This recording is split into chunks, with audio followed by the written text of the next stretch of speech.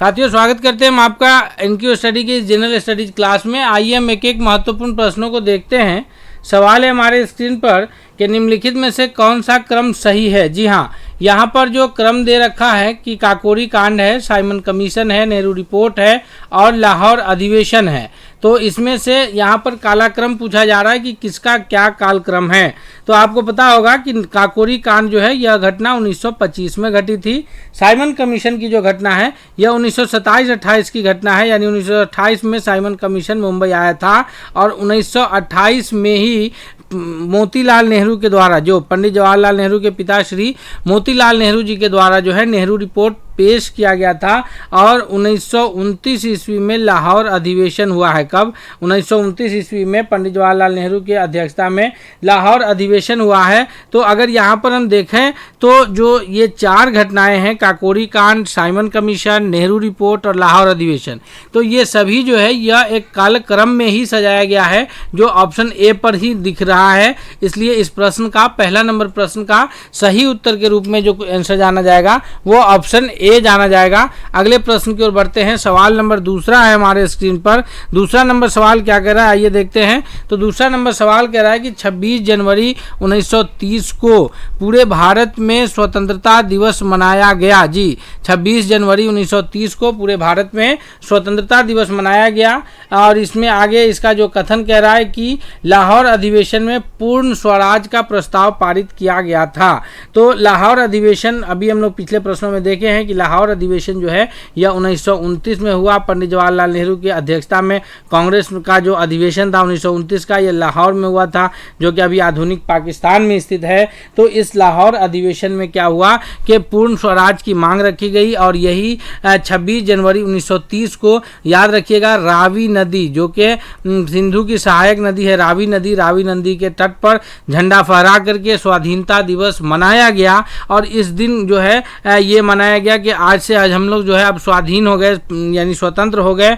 तो इसी उपलक्ष्य में जब हमारा संविधान 26 नवंबर 1949 को बनकर तैयार हो जाता है तो उसको पूर्ण रूप से लागू करने के लिए 26 जनवरी की तिथि का चयन किया जाता है, क्योंकि 26 जनवरी 1930 को जो है स्वाधीनता दिवस पहले मनाया जा चुका था। तो यहाँ कथन और कारण का व्याख्या देना है। तो दूसरा नंबर प्रश्न का सही उत्तर के रूप में जो आंसर जाना जाएगा कि ए और आर दोनों सही है और आर की सही व्याख्या करता है। ए जो है वो आर की सही व्याख्या करता है। ऑप्शन ए के रूप में इसका भी उत्तर जाना जाएगा। अगले प्रश्न की ओर बढ़ते हैं। उससे पहले हम एक बार फिर आपसे रिक्वेस्ट करेंगे कि अगर आप चैनल पर नए हैं तो प्लीज़ चैनल को सब्सक्राइब करते हुए बेल आइकन को प्रेस कीजिए ताकि अगला हर अपडेट आपको सबसे पहले पहुंचे। जी हाँ, तीसरा नंबर प्रश्न हमारे स्क्रीन पर है कि निम्नलिखित में से कौन सी घटना असहयोग आंदोलन के दौरान नहीं हुई। जी, असहयोग आंदोलन, आपको पता होगा कि जो असहयोग आंदोलन है यह 1920 से 22 तक चला था। कब से कब तक चला था? असहयोग आंदोलन 1920 में शुरू हुआ और 1922 में महात्मा गांधी जो है असहयोग आंदोलन को, चौरी चौरा कांड के बाद जो है अचानक से महात्मा गांधी जो है असहयोग आंदोलन को वापस ले लेते हैं। कब? 1922 ईस्वी में। तो ये 1919 में जो जलियांवाला बाग की घटना घटी थी, ये मुख्य रूप से जो है रॉलेट एक्ट आया और रॉलेट एक्ट के विरुद्ध जो है ये जलियांवाला बाग की जो घटना घटी है, उसी घटना के पश्चात जो है पूरे भारत में असहयोग आंदोलन की शुरुआत हुई थी। तो इस असहयोग आंदोलन में विदेशी वस्त्रों का बहिष्कार किया गया था, सरकारी विद्यालयों का बहिष्कार किया गया था और 1922 में चौरी चौरा कांड की घटना हुई थी, जिसमें जो है थाने में आग लगा दिया गया था, जिसमें बहुत सारे लगभग 22-23 के आसपास जो सिपाही जो है वो जिंदा जल करके मर गए थे। तो इसी घटना से गांधी जी आहत हो गए, चूँकि गांधी जी पूरी तरह से जो है हिंसात्मक किसी भी घटना के विरुद्ध थे। गांधी जी हमेशा जो है अहिंसात्मक ढंग से लड़ाई लड़ना चाह रहे थे।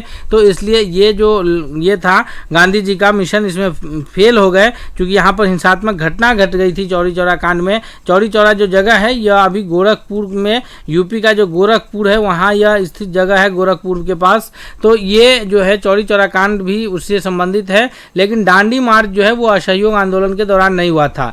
दांडी मार्च जो है इसकी शुरुआत आपको पता होगा कि दांडी मार्च की शुरुआत जो है 12 मार्च 1930 ईस्वी को महात्मा गांधी साबरमती आश्रम से निकले थे और दांडी पहुंच के 6 अप्रैल 1930 को, जी 6 अप्रैल 1930 को नमक बना करके नमक कानून तोड़ते हुए सविनय अवज्ञा आंदोलन, कौन सा, तो याद रखिएगा सविनय अवज्ञा आंदोलन की शुरुआत किए थे। कब?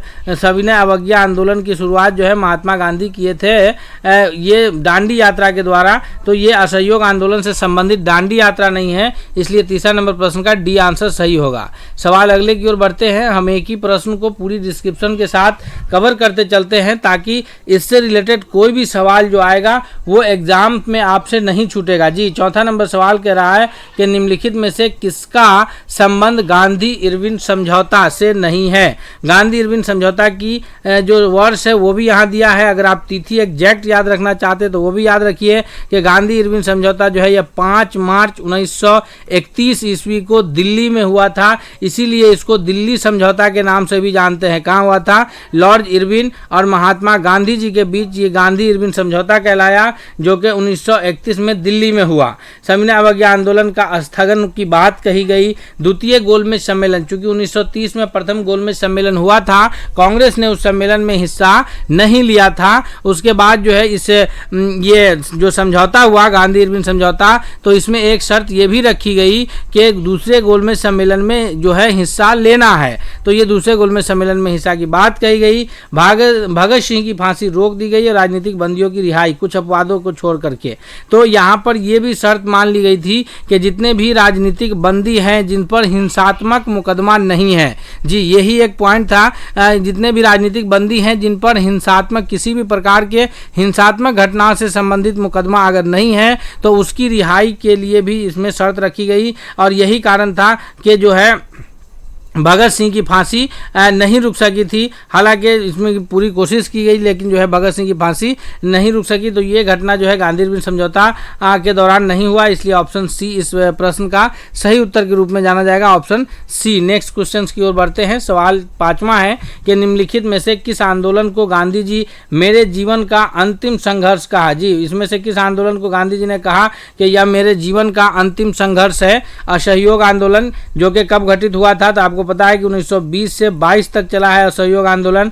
जो सविनय अवज्ञा आंदोलन है यह 1930 में शुरू हुआ और 1931 में गांधी इरविन समझौता के बाद इस आंदोलन जो है थोड़ा सा ये हुआ। उसके बाद भारत छोड़ो आंदोलन की अगर बात की जाए तो यह 1942 में भारत छोड़ो आंदोलन शुरू हुआ था। व्यक्तिगत सत्याग्रह की बात किया जाए तो यह 1940 में व्यक्तिगत सत्याग्रह शुरू हुआ और जो प्रथम व्यक्ति सत्याग्रही थे इसमें वो थे आचार्य विनोबा भावे। जी कौन थे? आचार्य विनोबा भावे प्रथम सत्याग्रही थे। और ये जो आंदोलन है हमने आपको वर्ष बता दिया है। इसमें जो गांधी जी का यह कथन है कि यह मेरे जीवन का अंतिम संघर्ष है। और इसी आंदोलन में हम आगे आपको थोड़ा सा हिंट्स देते हैं कि गांधी जी ने करो या मरो यानी डू एंड डाई का जो नारा है वो इसी आंदोलन में दिया था। तो आपको याद हो जाएगा कि इस आंदोलन का नाम है भारत छोड़ो आंदोलन, क्योंकि भारत छोड़ो आंदोलन में महात्मा गांधी जी ने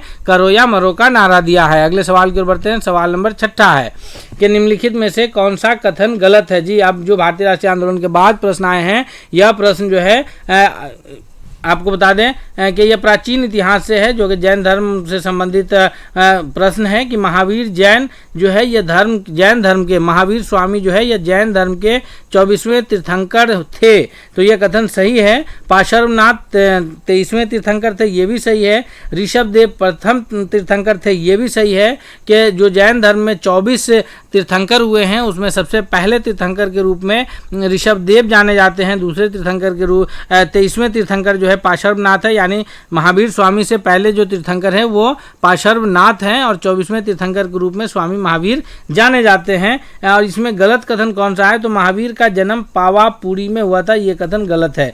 पावापुरी में जन्म नहीं हुआ था, बल्कि पावापुरी जो जगह है यहाँ पर परिनिर्वाण यानी निर्वाण की प्राप्ति हुई है। क्या हुआ है? यहाँ निर्वाण की प्राप्ति हुई है। और अगर जन्म की बात किया जाए कि ये महात्मा स्वामी महावीर का जन्म कहाँ हुआ है, तो इनका जन्म जो है कुंडग्राम वैशाली, याद रखिएगा कहाँ हुआ है, कुंडग्राम जो कि वैशाली जिला, अभी जो आधुनिक वैशाली जिला है जिसका मुख्यालय हाजीपुर में है, तो उसी वैशाली जिला में इनका जन्म हुआ है, कुंडग्राम जगह पे। सवाल नंबर 7वां है कि निम्नलिखित में से कौन सा युग्म सही नहीं है। जी हाँ, प्रथम बौद्ध संगीति राजगिरी में, द्वितीय बौद्ध संगीति जो है वैशाली में, तृतीय बौद्ध संगीति पाटलिपुत्रा में और चतुर्थ बौद्ध संगीति सारनाथ में। जी, ये 4 प्रमुख बौद्ध संगीतियाँ हुई है।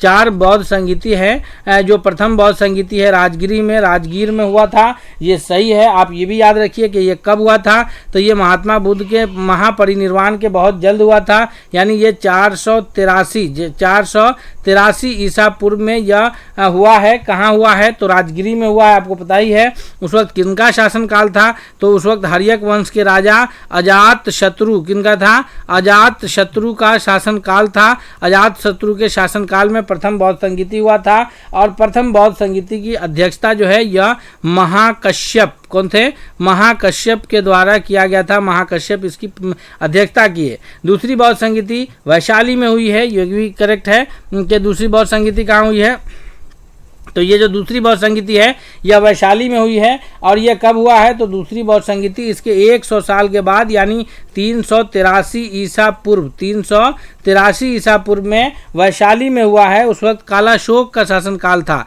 शासन किनका था, कालाशोक, याद रखिएगा किनका शासनकाल था, कालाशोक का शासनकाल था। और इसके जो अध्यक्षता किए थे इस दूसरी संगति का, वो कौन किए थे, तो सर्वकामी के द्वारा इनकी अध्यक्षता की गई थी। तीसरी बौद्ध संगीति बहुत फेमस है, 12 इससे प्रश्न पूछा जाता है। तीसरी बौद्ध संगीति पाटलिपुत्र में हुआ था। उस वक्त जो है सम्राट अशोक का शासनकाल था, यानी 250 ईसा पूर्व का समय था। कब समय था, तो 250 ईसा पूर्व का समय था। और ये शासनकाल किनका था, तो शासनकाल था सम्राट अशोक का। किनका शासनकाल था, सम्राट अशोक का शासनकाल था। और अध्यक्षता कौन किए थे, तो मुगली पुत्र के द्वारा अध्यक्षता किया गया था। याद रखिएगा, मुगली पुत्र के द्वारा अध्यक्षता किया गया था। उसके बाद चौथी बौद्ध संगीति सारनाथ में नहीं हुई थी। चौथी बौद्ध संगीति जो हुई है वह कुंडलवन, याद रखिएगा कुंडलवन जो कि कश्मीर में स्थित है, वह चौथी बौद्ध संगीति कुंडलवन कश्मीर में हुई है। शासनकाल किनका रहा है, तो कनिष्क का शासनकाल रहा है। किनका, कनिष्क का शासनकाल रहा है। और वसुमित्र के द्वारा जो है इसकी अध्यक्षता की गई थी। याद रखिएगा, ये 72 से 78 ईस्वी की बात है। 72 से 78 ईस्वी में यह जो है चौथी बौद्ध संगीति हुई है। और सारनाथ की अगर बात किया जाए तो महात्मा बुद्ध ने यहाँ अपना प्रथम उपदेश दिया था। कहाँ, क्या दिया था, प्रथम उपदेश जो है सारनाथ में दिया था। अगले प्रश्न की ओर बढ़ते हैं। हम एक बार फिर आपसे रिक्वेस्ट करते हैं कि अगर चैनल पर नए हैं तो प्लीज़ चैनल को सब्सक्राइब करते हुए बेल आइकन को प्रेस कर लीजिए। 8वां नंबर है कि निम्नलिखित कथनों पर विचार कीजिए। जैन धर्म की सृष्टि मान्यता को स्वीकार नहीं करता है, बौद्ध धर्म की अस्थायी अस्तित्व को स्वीकार नहीं करता है, दोनों धर्म कर्म सिद्धांत को मानते हैं। तो यहाँ पर अगर 8वां नंबर प्रश्न की बात किया जाए तो तीनों कथन सही है कि जैन धर्म जो है वह ईश्वर की सृष्टि मान्यता को स्वीकार नहीं करता है, बौद्ध धर्म जो है यह आत्मा के अस्थायी अस्तित्व को स्वीकार नहीं करता है, और ये दोनों धर्म कर्म सिद्धांत को मानते हैं। दोनों धर्म किसको मानते हैं, तो कर्म सिद्धांत को मानते हैं। अर्थात डी ऑप्शन सही हो जाएगा कि तीनों कथन सही है। सवाल अगला है कि बौद्ध दर्शन के अनुसार निर्वाण का तात्पर्य क्या है। जी हाँ, बौद्ध धर्म दर्शन के अनुसार जो निर्वाण का तात्पर्य है वो क्या है, स्वर्ग की प्राप्ति है, या आत्मा का परमात्मा में विलय है, या तृष्णा और दुख का पूर्ण अंत है, या पुनर्जन्म वहाँ से शुरू होता है। तो इसमें अगर हम लोग बात किया जाए तो स्वर्ग का और नर्क की बात जो है बौद्ध धर्म दर्शन में नहीं कही गई है, वो कर्म पर आधारित सिद्धांत है। आत्मा परमात्मा की बात नहीं है, ये पुनर्जन्म की भी बात नहीं करता है। यहाँ पर बात है कि तृष्णा एवं दुख का पूरी तरह से अंत हो जाना जो है परिनिर्वाण कहलाता है। तृष्णा और दुख का पूरी तरह अंत हो जाना क्या कहलाता है, परिनिर्वाण कहलाता है। अगला सवाल है कि बौद्ध धर्म में त्रिरत्न, जो त्रिरत्न है, 3 रत्न है, उसमें कौन कौन शामिल है। जी हाँ, ये ऑप्शन है हमारे स्क्रीन पर कि बुद्ध है, धम्म है और संघ है, या और निर्वाण है। इसमें से कौन कौन शामिल है। तो 10वां नंबर प्रश्न में ये ऊपर के तीनों जो हैं ये शामिल हैं, और कौन सा शामिल नहीं है, तो शामिल जो है वो निर्वाण शामिल नहीं है। ऑप्शन डी इसका करेक्ट आंसर के रूप में उत्तर जाना जाएगा। अगला सवाल की ओर बढ़ते हैं। सवाल नंबर 11 है कि निम्नलिखित में से कौन सा कथन गलत है। यहाँ पर जो प्रश्न आए हैं यह इतिहास के बाद अब जो है यह भूगोल से रिलेटेड प्रश्न है कि नवीकरणीय संसाधन पुनः प्राप्त किए जा सकते हैं। उसके बाद है कि कोयला एक अनवीकरणीय संसाधन है, सौर ऊर्जा अनवीकरणीय संसाधन है, पवन ऊर्जा नवीकरणीय संसाधन है। तो नवीकरणीय और अनवीकरणीय संसाधन आपको पता ही है कि नवीकरणीय संसाधन उनको कहते हैं जिसकी पुनः प्राप्त किया जा सके, प्राकृतिक ढंग से उसकी पुनः प्राप्ति हो सकती है, उस संसाधन को हम लोग नवीकरणीय संसाधन कहते हैं। लेकिन कोयला की प्राप्ति जो है वो पुनः नहीं हो सकती, इसलिए कोयला अनवीकरणीय संसाधन है। पवन ऊर्जा की प्राप्ति जो है, हवा की प्राप्ति हम लोग को ऑटोमेटिकली होती रहती है, इसलिए पवन ऊर्जा जो है यह नवीकरणीय संसाधन है। अब बात है सौर ऊर्जा की, तो सौर ऊर्जा की भी प्राप्ति हम लोग को रोजाना होती रहती है। तो गलत कथन है सी, इसलिए इसका सही उत्तर भी सी होगा, क्योंकि पूछा जा रहा है कि गलत कथन कौन सा है। अगले प्रश्न की ओर बढ़ते हैं। सवाल नंबर 12 है कि निम्नलिखित में से कौन सा युग्म सही नहीं है। जी हाँ, स्टॉकहोम सम्मेलन 1972 है, रियो पृथ्वी सम्मेलन 1992 है, क्योटो प्रोटोकॉल 1997 है और पेरिस समझौता 2016 है। जी, मानव पर्यावरण को लेकर के जो है ये सारे समझौते हुए हैं। अगर हम बात करें कि स्टॉकहोम समझौता जो कि 1972 ईस्वी में हुआ है, स्टॉकहोम यह स्वीडन की जो राजधानी है स्टॉकहोम यहाँ हुआ था। मानव पर्यावरण पर यह पहला समझौता हुआ था, ये कथन बिल्कुल सही है। दूसरा जो है रियो पृथ्वी सम्मेलन जो कि ब्राजील की राजधानी है रियो डी जेनेरियो। कहाँ, किस देश की राजधानी है? ब्राजील की राजधानी है रियो डी जेनेरियो। तो इसी रियो डी जेनेरियो में जो है, रियो डी जेनेरियो में ये सम्मेलन हुआ 1992 ईस्वी में। इसी में एजेंडा 21 को अपनाया गया था। क्योटो प्रोटोकॉल जो है ये 1997 में सही है। ये जापान के शहर क्योटो में हुआ था, तो ये 1997 सही है। उसके बाद जो है इसको 2000 में अपनाया गया था, 2005 में इसको मुख्य रूप से अपनाया गया था। ये ग्रीन हाउस गैस के उत्सर्जन को कम करने के लिए था, यानी CFC गैस का उत्सर्जन करने वाले जो पदार्थ हैं उसके कम करने के लिए क्योटो प्रोटोकॉल रखा गया था। आगे पेरिस समझौता 2016 है, ये गलत है। पेरिस समझौता जो है 2016 नहीं बल्कि 2015 में हुआ था, इसलिए सही उत्तर के रूप में ऑप्शन यहाँ भी इस प्रश्न का भी डी उत्तर मुख्य सही उत्तर के रूप में जाना जाएगा। कौन सा? डी इसका सही उत्तर है। सवाल अगला है कि निम्नलिखित में से कौन सा कथन सही है। सभी प्राकृतिक वस्तुएं संसाधन होती है और उसके बाद जो है उपयोगिता किसी वस्तु को संसाधन बनाती है। आगे कह रहा है कि संसाधन केवल प्राकृतिक होते हैं, मानव संसाधन प्राकृतिक संसाधन का भाग होता है। तो यहाँ पर अगर हम लोग कथन सही देखें तो सभी प्राकृतिक वस्तुएं संसाधन है, लेकिन जो मुख्य इसका संसाधन का जो सटीक डिफिनेशन कहता है, उसका जो बिल्कुल सही परिभाषा कहता है, वो ये कहता है कि उपयोगिता, जिस चीज का हम उपयोग करेंगे, यानी इंसान के उपयोग के लिए जो वस्तु है वो सारे वस्तु संसाधन है। तो उपयोगिता किसी वस्तु को संसाधन बनाता है। 13वां का ऑप्शन बी करेक्ट आंसर हो जाएगा। अगले प्रश्न की ओर बढ़ते हैं। 14 नंबर प्रश्न है कि मॉन्ट्रियल प्रोटोकॉल किससे संबंधित है? ग्लोबल वार्मिंग से संबंधित है, ओजोन परत संरक्षण से संबंधित है, या जैव विविधता या वन संरक्षण? तो अगर हम बात करें तो ये मॉन्ट्रियल प्रोटोकॉल जो है यह कोई सम्मेलन नहीं था। मॉन्ट्रियल प्रोटोकॉल जो है ये एक रिपोर्ट है। जो इसका मॉन्ट्रियल प्रोटोकॉल का जो ये है, ये 1987 में इसको लागू किया गया और इस पर जो है ये वर्ष 1987 में लागू हुआ और ये मुख्य रूप से जो है CFC पर नियंत्रण करने के लिए था। ओजोन का बचाव, ओजोन परत को बचाव करने के लिए, चूँकि ओजोन का जो सबसे ज़्यादा ओजोन को सबसे ज़्यादा जो नुकसान पहुंचा रहा है वो CFC यानी क्लोरोफ्लोरोकार्बन के द्वारा सबसे ज़्यादा नुकसान हो रहा है। उसी को बचाने के लिए जो है यह एक मॉन्ट्रियल प्रोटोकॉल ये किया गया था। अगले सवाल की ओर बढ़ते हैं हम लोग। नेक्स्ट क्वेश्चन है हमारे स्क्रीन पर, क्वेश्चन नंबर 15 है कि ब्रांडलैंड रिपोर्ट क्या था? तो ब्रांडलैंड रिपोर्ट जो है यह आवर कॉमन फ्यूचर के नाम से यह रिपोर्ट ये किया गया था। ब्रांडलैंड रिपोर्ट, इससे ब्रांडलैंड रिपोर्ट का ब्रंटलैंड रिपोर्ट जो है, यह ब्रंटलैंड रिपोर्ट किस वर्ष प्रकाशित हुआ। यहाँ पर प्रकाशित का सवाल पूछा जा रहा है, तो प्रकाशित के लिए जो सही उत्तर हो जाएगा वो ऑप्शन सी हो जाएगा कि 1987 में ब्रंटलैंड रिपोर्ट जो है यह प्रकाशित किया गया था। अगर हम बात करें कि इसके गठन की, तो इस आयोग इसके लिए जो है गठन 1983 में ही किया गया, 1983 में गठन कर दिया गया था। उन्होंने अपना प्रस्ताव जो है 4 साल के बाद 1987 में प्रस्तुत किया था। दोस्तों हम फिर आपसे एक बार रिक्वेस्ट करते हैं कि अगर आप चैनल पर नए हैं तो प्लीज़ चैनल को सब्सक्राइब करके बेल आइकन को प्रेस कर लीजिए, ताकि अगला हर क्लास हर अपडेट आपको सबसे पहले मिलता रहे।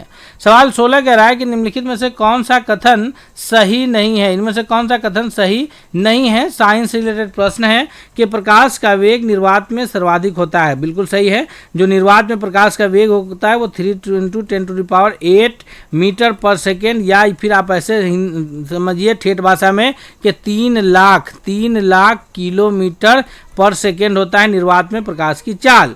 आगे कह रहा है कि ध्वनि तरंग निर्वात में नहीं चल सकती। बिल्कुल सही है, क्योंकि ध्वनि को तरंग को संचरण के लिए यानी जाने के लिए माध्यम का होना जरूरी है, चाहे वो ठोस माध्यम हो, द्रव माध्यम हो या गैस माध्यम हो। वो यानी जहाँ पर अगर निर्वात है, गैस भी उपलब्ध नहीं है, वहाँ पर ध्वनि तरंग नहीं चलेगा। अगला है कि प्रकाश तरंग को संचरण के लिए माध्यम आवश्यक है। प्रकाश एक विद्युत चुंबकीय तरंग है। सही है। तो प्रकाश के संचरण के लिए यानी चलने के लिए माध्यम की आवश्यकता जरूरी नहीं है, क्योंकि अभी हम इसमें ऑप्शन ए में देख रहे हैं कि निर्वात में इसका सर्वाधिक वेग होता है।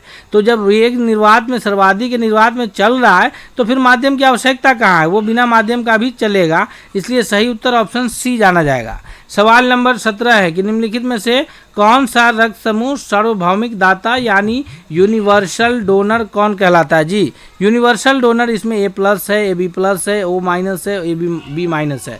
तो अगर हम बात करें कि जो यूनिवर्सल डोनर होता है वो यूनिवर्सल डोनर O- जो है वो यूनिवर्सल डोनर के रूप में जाना जाता है। ऑप्शन सी इसका करेक्ट आंसर है। और अगर हम बात करें कि यूनिवर्सल जो है रिसेप्शनिस्ट जो है यानी सार्वभौमिक ग्राहता, यानी जो सबका ग्रहण कर सकता है, सार्वभौमिक ग्राहता जो है यह कौन कहलाता है। तो सार्वभौमिक ग्राहता जो है यह AB+ कहलाता है, और यूनिवर्सल डोनर जो है वो O- कहलाता है। अगला है कि निम्नलिखित में से कौन सा युग्म सही नहीं है। जी हाँ, हीमोग्लोबिन में लोहा के अंश पाया जाता है, लोहे के लिए जो है ये जाना जाता है। उसके बाद जो है क्लोरोफिल है, जो हरी पत्तियां हैं उसमें क्लोरोफिल पाया जाता है, जो कि मैग्नीशियम के वजह से मैग्नीशियम का अंश पाया जाता है। थायरॉक्सिन में आयोडीन है, इंसुलिन में कैल्शियम है। तो ये सही युग्म जो है यहाँ पर हीमोग्लोबिन में Fe सही है, लोहा। उसके बाद जो है मैग्नीशियम क्लोरोफिल में सही है, थायरॉक्सिन में आयरन सही, आयोडीन सही है। और आगे जो है इंसुलिन में कैल्शियम, जो कि बिल्कुल गलत है। इंसुलिन जो है ये अग्नाशय के द्वारा स्त्रावित होता है, यानी यहाँ पर ऑप्शन डी करेक्ट आंसर के रूप में उत्तर जाना जाएगा। ये कैल्शियम नहीं होगा। नेक्स्ट क्वेश्चन है हमारे स्क्रीन पर कि निम्नलिखित में से कौन सा रोग विषाणु से नहीं होता है, यानी वायरस से नहीं होता है। जी हाँ, इनमें से कौन सा रोग जो है यह वायरस के वजह से नहीं होता है। Dengue, rabies, polio. तो पोलियो, डेंगू, रेबीज ये सभी वायरस से होने वाले रोग हैं। ये जो है मच्छर के काटने से डेंगू होता है, उसके बाद रेबीज है, पोलियो है, ये सभी किसके रोग हैं, वायरस के होने वाले रोग हैं। लेकिन अगर हम बात करें मलेरिया की तो ये वायरस से नहीं बल्कि प्रोटोजोआ, किससे, यह रोग जो है प्रोटोजोआ से होता है। ऑप्शन डी इसका करेक्ट आंसर होगा। नेक्स्ट क्वेश्चन है 20, जो कि आज का ये लास्ट क्वेश्चन है इस सेशन का। तो हम आपसे फिर एक बार रिक्वेस्ट करते हैं कि अगर चैनल पर नए हैं तो प्लीज़ चैनल को सब्सक्राइब कर लीजिए, और अगर आपको यह क्लास पसंद आया तो आप कमेंट करके बताइए कि आपको क्लास पसंद आया, कितने आप क्वेश्चन सही कर पाए ये भी बताइए। सवाल है कि इनमें से कौन सा धातु का गलनांक सबसे कम होता है। जी ऑप्शन है हमारे पास सोडियम है, एल्युमिनियम है, गैलियम है, तांबा है। तो यहाँ पर जो गैलियम है यह सबसे मुलायम धातु है। हालांकि धातु कठोर होते हैं, लेकिन अगर हम बात करें पारा की तो ये कमरे के ताप पर जो है तरल अवस्था में होता है, द्रव अवस्था में रहता है पारा। लेकिन पारा को अगर छोड़ दिया जाए, चूंकि ऑप्शंस में नहीं है, सबसे कम गलनांक वाला धातु पूछा जा रहा है तो वह गैलियम है। ये लगभग 29.8 डिग्री सेंटीग्रेड पर जो है यह पिघल जाता है, यानी जो नॉर्मल टेम्परेचर है उस पर भी यह आसानी से पिघल जाता है हमारे हाथ के गर्मी से। अगर हम मुट्ठी बंद करके रख ले तो उस हाथ की गर्मी से गैलियम पिघल जाएगा। जी हाँ दोस्तों, आज का क्लास यहाँ पर हम लोग स्टॉप करते हैं। हम अगले नए क्लास में मिलते हैं आप लोगों के साथ। तब तक